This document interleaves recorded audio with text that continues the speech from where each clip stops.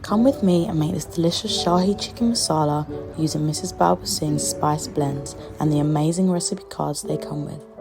First, you're going to want to heat the ghee or your preferred oil in a hot pan and fry the onions for 5 minutes until they are a light golden brown.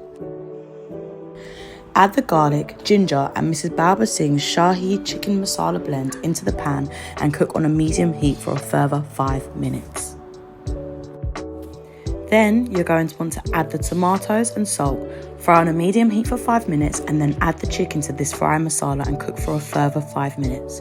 Add a cup of hot water and cook for approximately 5 minutes until the chicken becomes tender.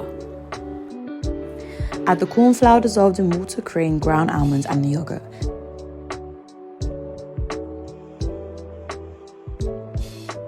Then add half a teaspoon of Mrs. Balbir Singh's original garam masala and cook for 5 minutes, stirring occasionally. Then you're going to want to transfer it to an oven-proof dish and place uncovered in an oven at 120 Celsius or 250 Fahrenheit for 20 minutes. Sprinkle with finely chopped fresh coriander leaves and there you have it, your Shahi Chicken Masala ready to go.